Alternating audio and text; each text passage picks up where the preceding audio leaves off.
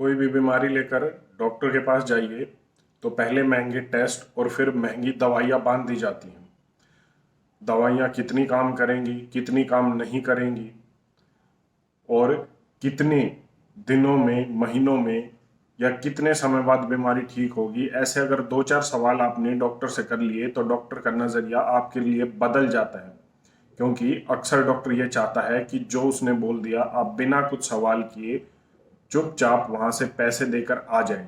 लेकिन जो ये दवाइयाँ दी जाती हैं वो कितनी काम करती हैं उस पर एक रिसर्च हुई है। वो रिसर्च आपको पता होनी चाहिए ताकि थोड़ा सा कानों का मैल आपका भी झड़ जाए।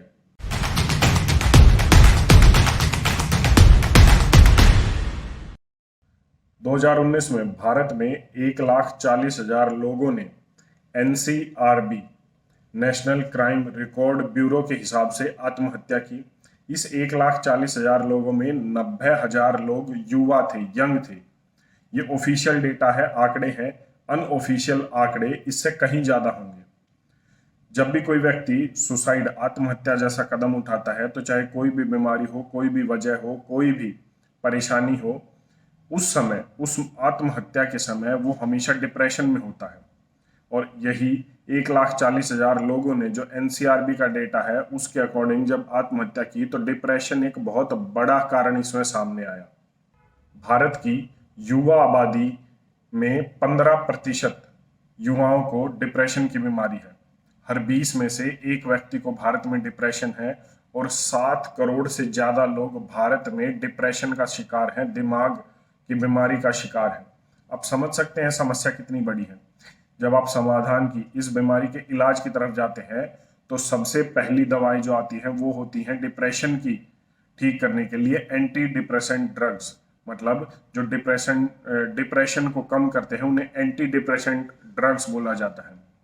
सऊदी अरब यूनिवर्सिटी की ने एक रिसर्च की जिसमें उसने अमेरिका के 1,75,00,000 लोग जो डिप्रेशन का शिकार थे, दवाई ले रहे थे, उन पर रिसर्च की और इसने इन लोगों को 2 हिस्सों में बांटा। एक हिस्सा जो एंटी डिप्रेसेंट दवाई ले रहा था और दूसरा हिस्सा जो दवाई नहीं ले रहा था, कुछ थेरेपीज ले रहा था डिप्रेशन को कम करने के लिए। जब 10 साल तक ये रिसर्च की गई तो 10 साल की रिसर्च के बाद ये सामने आया कि जो लोग एंटी डिप्रेसेंट ड्रग ले रहे थे उनका मेंटल लेवल 2.9% बढ़ा। इसकी बजाय दूसरी ओर जो लोग थेरेपी ले रहे थे और एंटी डिप्रेसेंट ड्रग नहीं ले रहे थे कोई भी, उनका 2.2% तक मेंटल लेवल बढ़ा। कहने का मतलब है कि कोई ज्यादा फर्क नहीं दिखा जो लोग एंटी डिप्रेसेंट दवाई ले रहे थे और जो लोग दवाई न लेकर थेरेपी ले रहे थे। कुछ खास फर्क नहीं दिखाई दिया। इसके बाद हम एक बार ये भी डिस्कस कर लेते हैं कि जब एलोपैथी में डिप्रेशन के, दिमाग की बीमारी के लिए एंटी डिप्रेसेंट जैसी दवाई ली जाती हैं तो उसके साइड इफेक्ट्स बहुत होते हैं। ऐसा न हो कि हम एक बीमारी को ठीक करने जाएं और 4 बीमारियां अपने शरीर में लेकर आए। ये भी एक बहुत बड़ा कारण है कि एलोपैथी में जो दवाइयां दी जाती हैं उसके काफी साइड इफेक्ट्स हैं।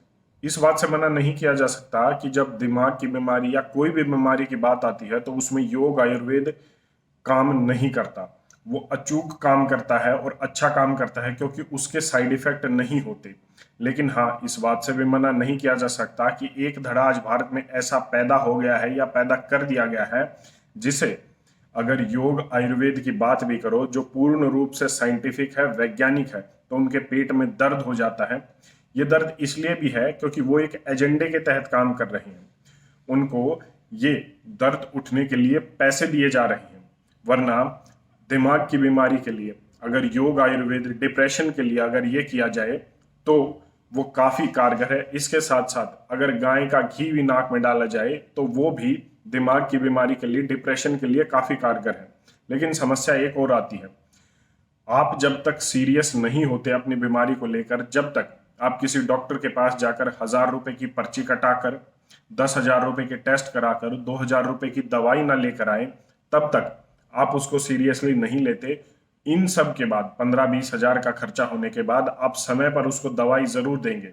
लेकिन अगर ये बोला जाए कि 6 महीने या 1 साल तक आप सुबह 5 बजे उठकर योगा कीजिए तो कोई उस चीज को सीरियस नहीं लेता क्योंकि वो फ्री है। अगर ये बोल दिया जाए कि सुबह शाम नाक में घी डालने से डिप्रेशन की बीमारी कम होती है, तो वो अनसाइंटिफिक लगता है और कोई भी उसे करने को तैयार नहीं होता, क्योंकि वो एक फ्री के बराबर का इलाज है, क्योंकि 1 किलो घी 1000-2000 रुपए में आसानी से मिल जाता है।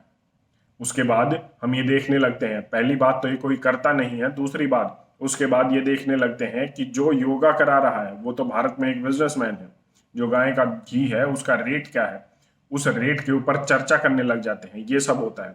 हाँ, इतना जरूर है कि अगर डॉक्टर ने 20,000 रुपए का टेस्ट बोल दिया है तो वो टेस्ट बिना कुछ सोचे समझे हम कराने को तैयार होते हैं। बस यही फर्क है। और इस सब का परिणाम ये है कि लगातार बीमारियां बढ़ती जा रही हैं, लगातार साइड इफेक्ट्स बढ़ते जा रहे हैं। एंटी माइक्रोबियल रेसिस्टेंस जो गलत दवाइयां देने के कारण है, वो सबसे बड़ी समस्या बन गया है आज पूरे भारत में ही नहीं, पूरी दुनिया में। लेकिन इन सब का मैं कहता हूं कि अगर इमरजेंसी की कंडीशन है तो एलोपैथी का इलाज लेना हमारी मजबूरी है, क्योंकि आज आयुर्वेदिक, होम्योपैथिक, नेचुरोपैथी उस स्तर तक नहीं पहुंचे हैं, क्योंकि उनमें जो डेवलपमेंट होनी चाहिए, जो रिसर्च होना चाहिए, वो नहीं है। तो आप एलोपैथी का सहारा ले सकते हैं। जिन बीमारियों का इलाज अभी रिसर्च की कमी के कारण आयुर्वेद, एलोपैथी, होम्योपैथिक या इन पैथीज में नहीं है, उसमें आप एलोपैथी का सहारा ले सकते हैं। लेकिन जिन बीमारियों का इलाज साइंटिफिक तरीके से प्रूव्ड है कि वो योगा, आयुर्वेद में काम करता है, तो हमें उसको लेने में कोई भी संकोच नहीं करना चाहिए। आप इस पर अपनी क्या राय रखते हैं, एक बार कमेंट करके जरूर बताएं। धन्यवाद। जय हिंद।